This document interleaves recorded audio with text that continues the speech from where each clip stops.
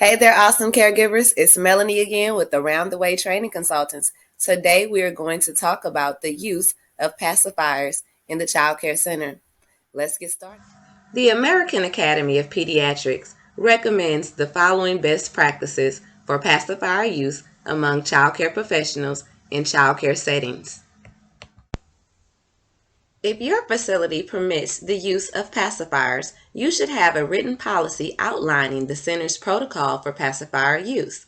This policy should include written permission from the child's parents or guardian, as well as an area for any instructions or preferences desired by the parent or guardian. If pacifier use is preferred, the parent or guardian should provide their child with at least 2 clean pacifiers daily that are labeled with their child's name using a waterproof label or non-toxic permanent marker. The spare pacifier should be kept on hand just in case a replacement is needed. Before each use, staff members should inspect each pacifier for tears or cracks and check for unknown fluid in the nipple, in addition to cleaning each pacifier with soap and water before giving it to a baby. Pacifiers with attachments must be prohibited. This means that pacifiers should never be clipped, pinned, or tied to an infant's clothing or around an infant's neck, wrist, or any other body part.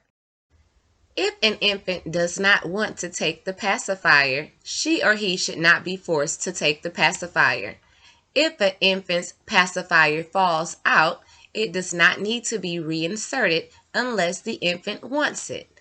No sweet solution should be used to coat pacifiers. Pacifiers should be cleaned and stored to air out away from the diapering area, diapering items, and other children's personal items. Infants should be directly observed by sight and sound at all times, including when they are going to sleep, are sleeping, or are in the process of waking up. The lighting in the room must allow caregivers and teachers to see each infant's face, to view the color of each infant's skin, and to check on infants' breathing and placement of the pacifier. Pacifiers used outside of the crib is not recommended in rooms or programs with mobile infants or toddlers.